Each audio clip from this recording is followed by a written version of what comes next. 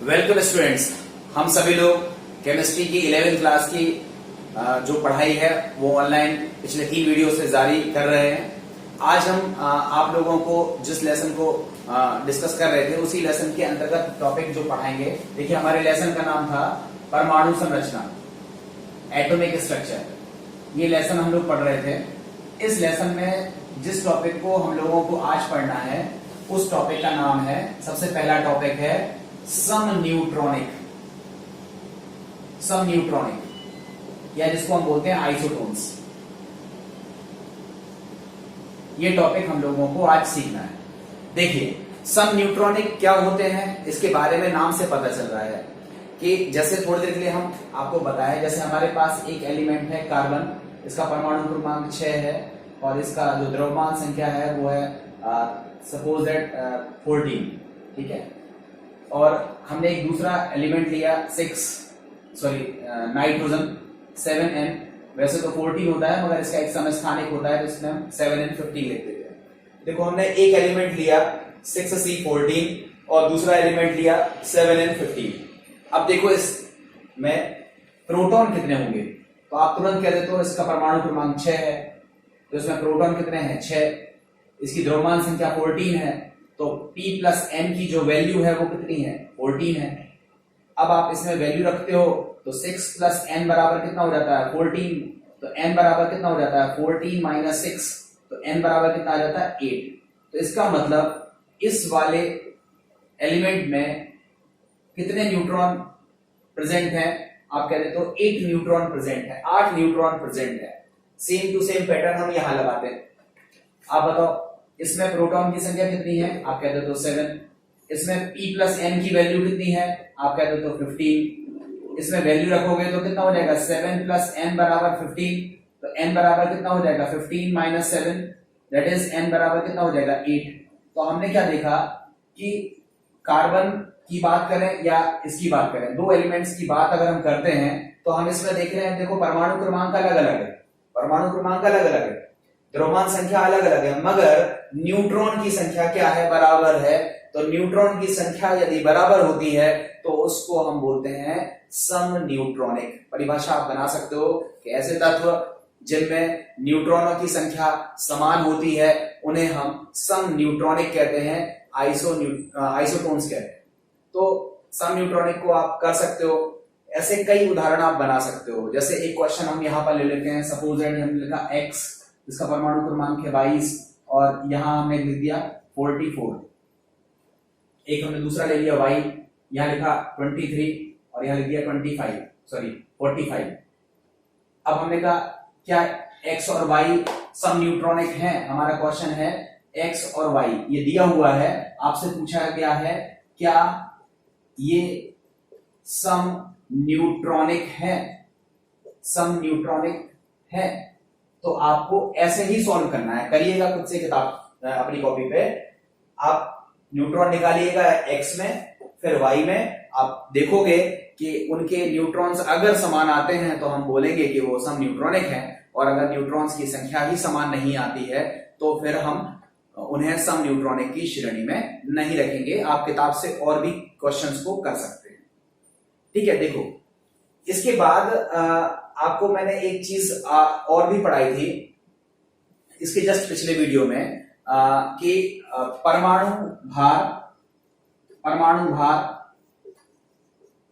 और जो द्रव्यमान संख्या होती है उनमें क्या अंतर होता है, ये मैंने आपको बताया था, ठीक है। परमाणु भार और द्रव्यमान संख्या में क्या अंतर होता है ये मैंने आपको बताया था कि द्रव्यमान संख्या हमेशा क्या होती है, पूर्ण संख्या होती है, क्योंकि ये प्रोटॉन और न्यूट्रॉन के जोड़ को बताती है, प्रोटॉन और न्यूट्रॉन के जोड़ को बताती है, इसलिए द्रव्यमान संख्या हमेशा पूर्ण होती है। और परमाणु भार ये भिन्नात्मक होता है। कैसा होता है, भिन्न के रूप में होता है। क्यों भिन्न के रूप में होता है, क्योंकि ये प्रोटॉन, न्यूट्रॉन और इलेक्ट्रॉन का जोड़ होता है, कि द्रव्यमानों का जोड़ होता है, लगभग जोड़ होता है। तो इसकी जो वैल्यू है वो अधिकांश तत्वों में भिन्न के रूप में निकलती है।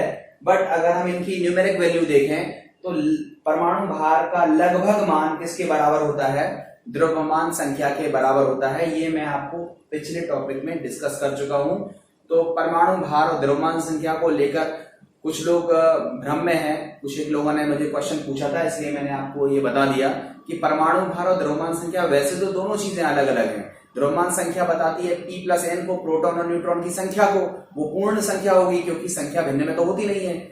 और द्रव्यमान संख्या जो है वो भिन्नात्मक होती है क्योंकि इसमें प्रोटॉन का द्रव्यमान भी है, न्यूट्रॉन का द्रव्यमान भी है और इलेक्ट्रॉन का द्रव्यमान भी समाहित है। वो अलग बात है कि इलेक्ट्रॉन का द्रव्यमान लगभग 0 होता है, लगभग नगण्य होता है, इसलिए परमाणु भार और द्रव्यमान संख्या का मान लगभग में बराबर होता है। और डिटेल परमाणु भार के बारे में हम आगे डिस्कस कर लेंगे।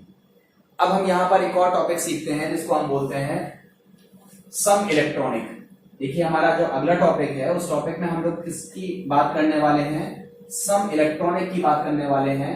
सम इलेक्ट्रॉनिक क्या होते हैं, नाम से देखो पता चल रहा है। सम इलेक्ट्रॉनिक मतलब जैसे में इलेक्ट्रॉन की संख्या क्या हो, समान हो। देखो सम इलेक्ट्रॉनिक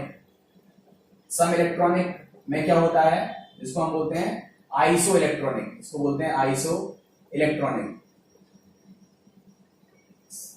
सम इलेक्ट्रॉनिक क्या होते हैं, तो ऐसे परमाणु, ऐसे आयन या ऐसे अणु। देखो हमने क्या क्या बोला, आयन, एक शब्द बोला आयन। तो पहले देखो हम आपको सम इलेक्ट्रॉनिक को तो हम बाद में ले रहे हैं, पहले हम आपको सिखाते हैं आयन क्या होते हैं। जैसे हमारे पास कोई एक परमाणु है X, ठीक है, कोई एक एलिमेंट है X, उसका एक परमाणु लिखा हुआ है X।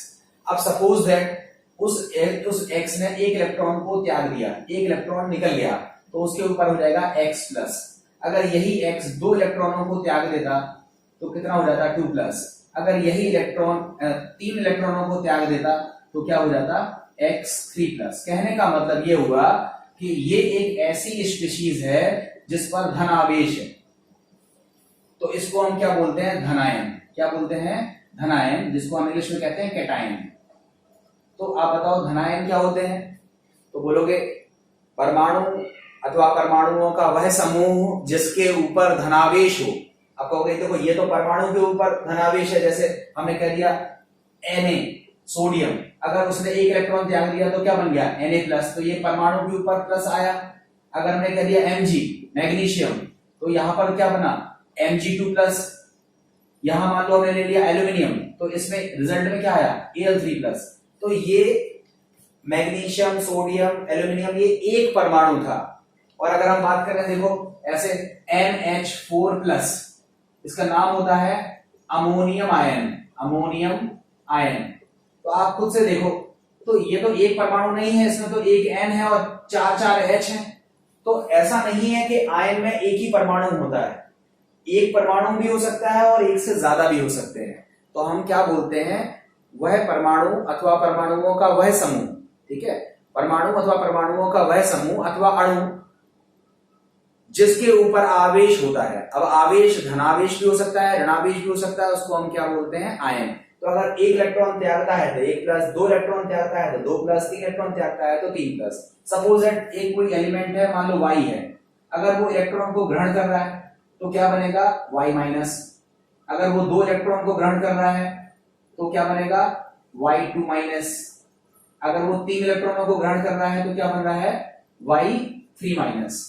तो हम क्या देखते हैं कि इलेक्ट्रॉनों को त्यागने से धनायन बनता है, इलेक्ट्रॉनों को ग्रहण करने से क्या बनता है, ऋण आयन बनता है। मतलब कहने का ये हुआ कि प्रोटॉन का कोई लेना देना नहीं है आयनों के बनने में, न्यूट्रॉन का कोई लेना देना नहीं है आयनों के बनने में।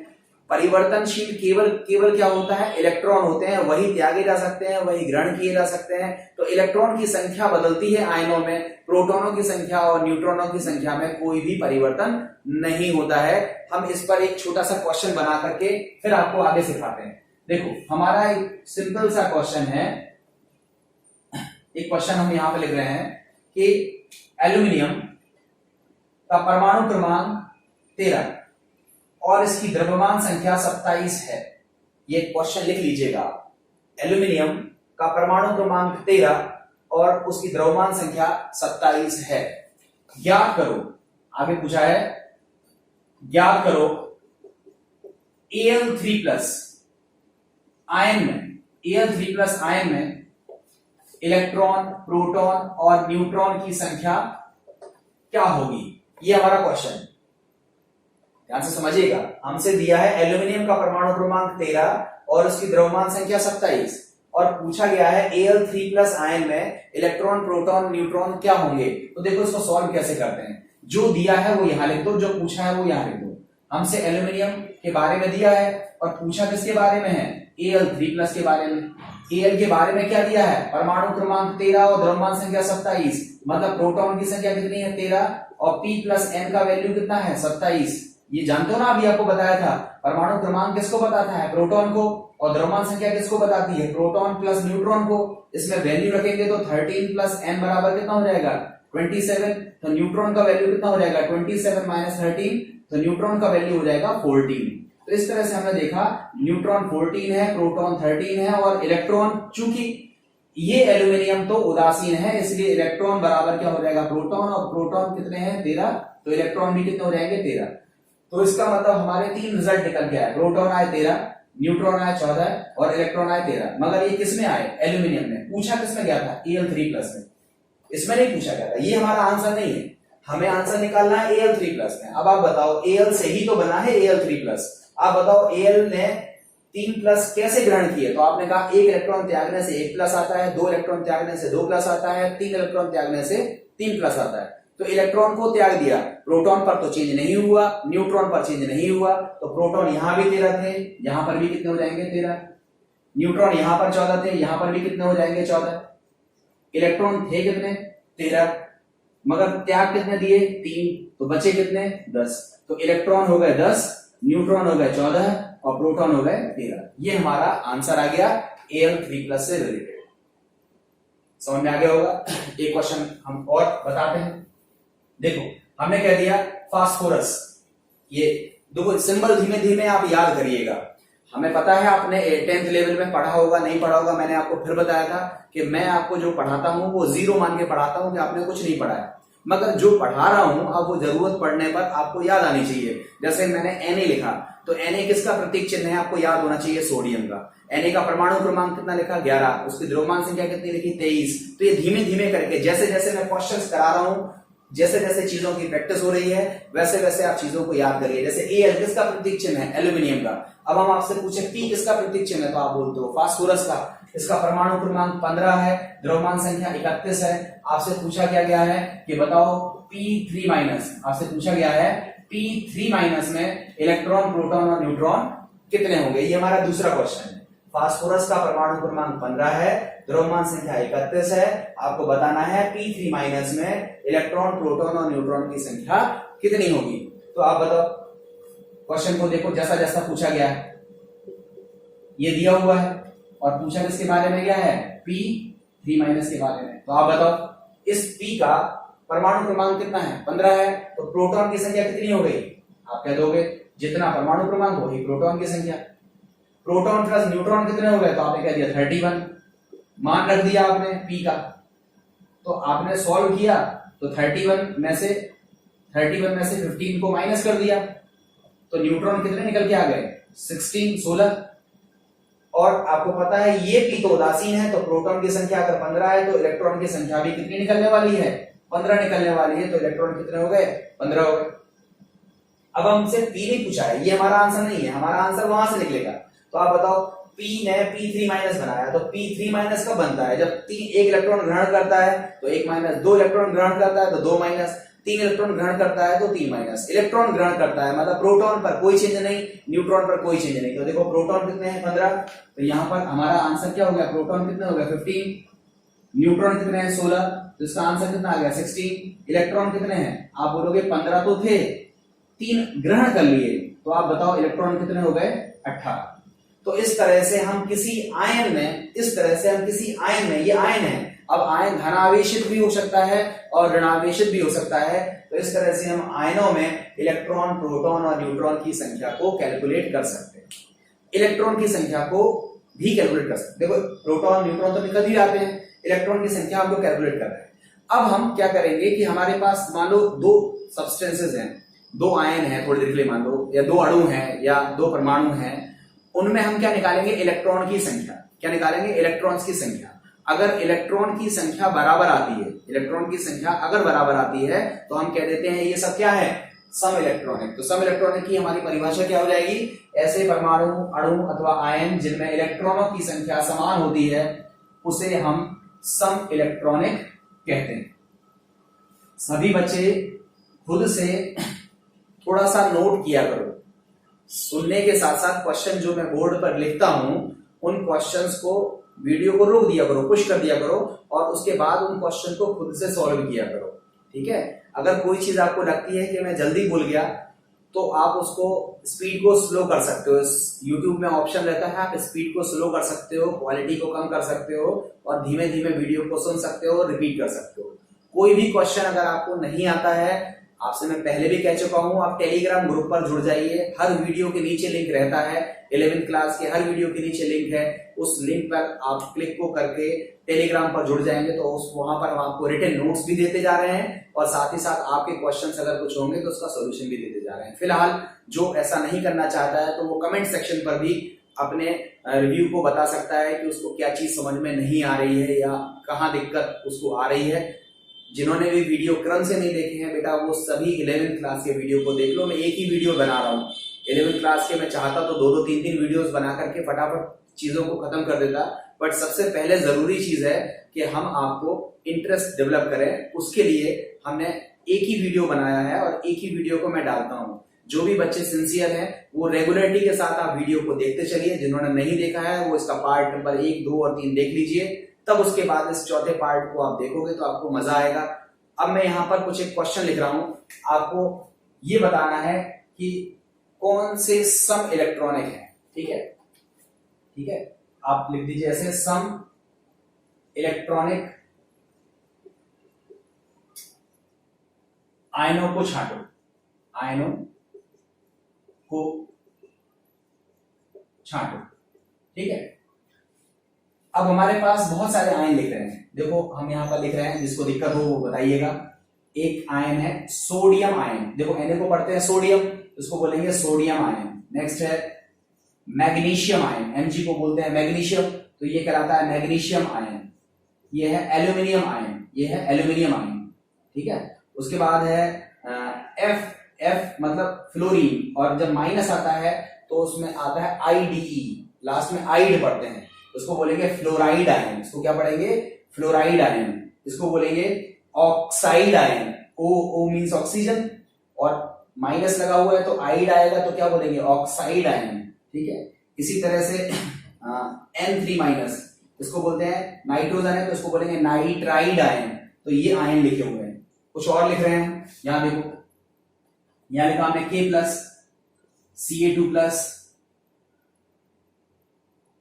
Ca2 प्लस के बाद हमने लिख दिया Cl minus, S2 minus, P3 minus.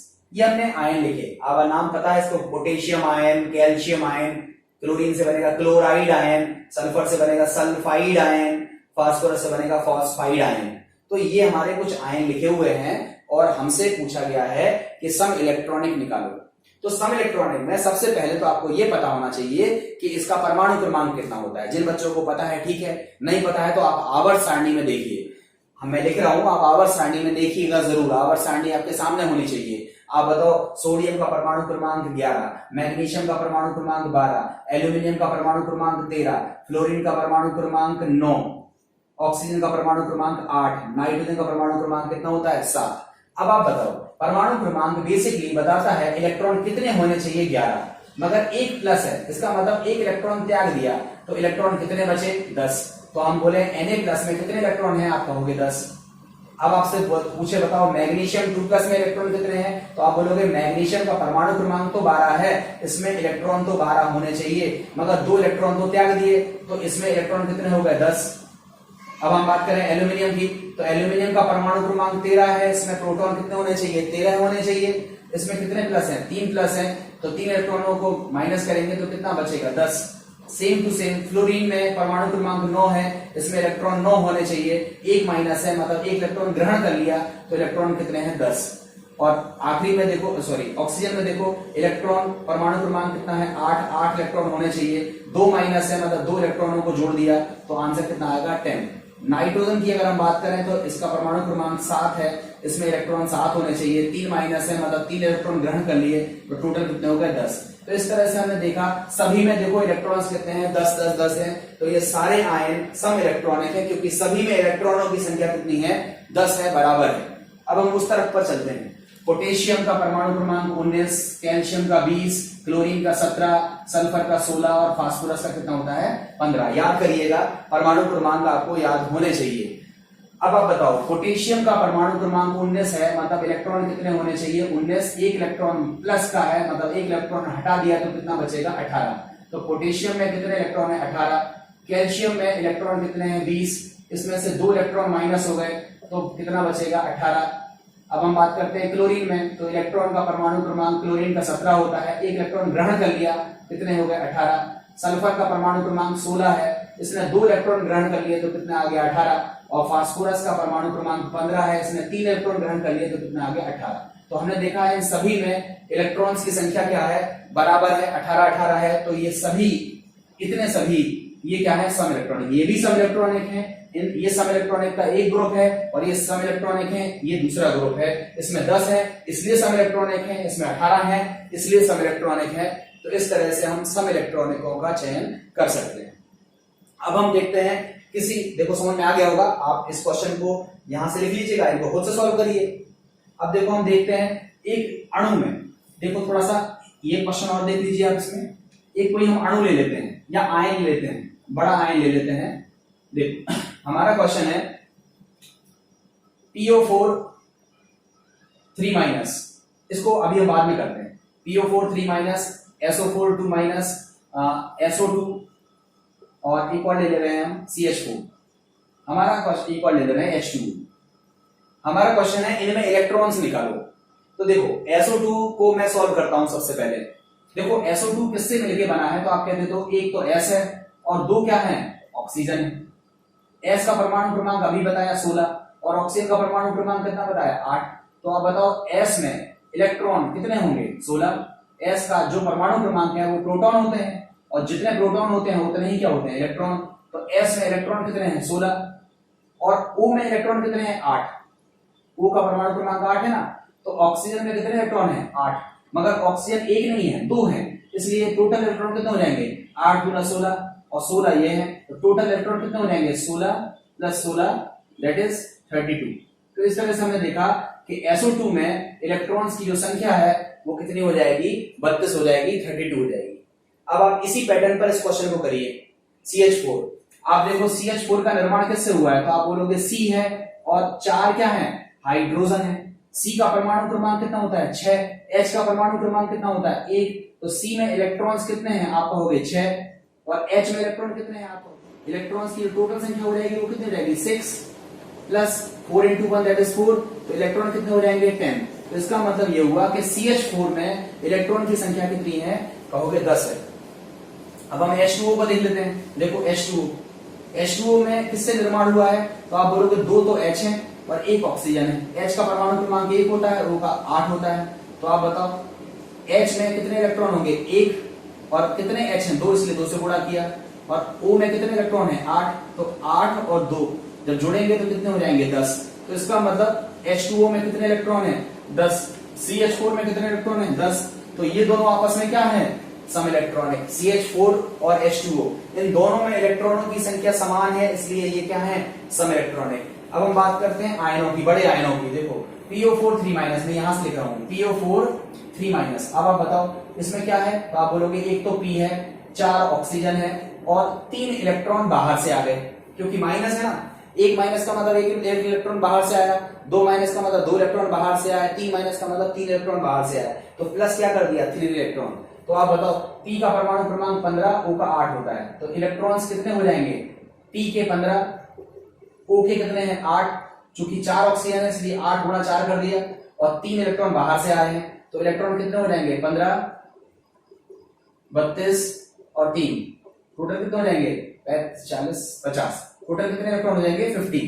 तो हमने क्या देखा कि हमारे पास जो PO4 है उसमें कितने इलेक्ट्रॉन आ रहे हैं, तो आप कहोगे 50 आ रहे हैं। अब हमारा अगला क्वेश्चन है बताओ SO4 2- में कितने होंगे, तो आप कहोगे ये किससे बनके बना है S से 4 ऑक्सीजन से और 2 इलेक्ट्रॉन बाहर से आ गए, क्योंकि 2 माइनस है ना, इसलिए 2 बाहर से आ गए।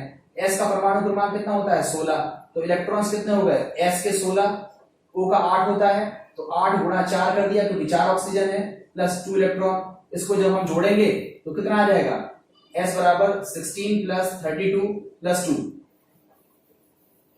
टोटल कितना हो जाएगा, इसको आप जोड़ोगे तो भी आपका कितना आ जाएगा 50 आ जाएगा। तो इसका मतलब इसमें भी कितने इलेक्ट्रॉन हैं 50 हैं। तो जो SO4 2 माइनस है और PO4 3 माइनस है, इनके नाम क्या है मैं बाद में सिखाऊंगा अभी आपको। फिलहाल आप संरचना को देख करके इलेक्ट्रॉन निकाल लिए। PO4 3 माइनस में 50 इलेक्ट्रॉन है और SO4 2 माइनस में भी 50 इलेक्ट्रॉन है। तो इस तरह से हमने देखा इलेक्ट्रॉन्स की संख्या बराबर है, तो ये क्या हो गए सम इलेक्ट्रॉनिक हो गए। तो सम इलेक्ट्रॉनिक क्वेश्चंस बहुत सारे पूछे जाते हैं 11th क्लास में, और आने वाले समय में आप कोई कॉम्पिटिटिव एग्जाम भी देते हो तो उसमें भी सम इलेक्ट्रॉनिक्स के पेयर्स बना करके दे देते हैं और आपसे पूछते हैं कि इसमें इलेक्ट्रॉन्स की संख्या बताओ या इनमें से सम इलेक्ट्रॉनिक को छांटो। इस तरह से क्वेश्चंस आपसे पूछे जाते हैं। आप सभी इतने क्वेश्चंस की प्रैक्टिस करिएगा। टेलीग्राम ग्रुप पर मैं और भी क्वेश्चन शीट आपको दूंगा। 1-2 लेक्चर्स और होने के बाद मैं फिर एक वीडियोस की प्रैक्टिस आपको कराऊंगा, जिससे आपको चीजें बेहतर तरीके से समझ में आ जाएंगी। उम्मीद है आपको ये वीडियो समझ में आया होगा। अपने दोस्तों तक इसको पहुंचाइए। Thank you very much.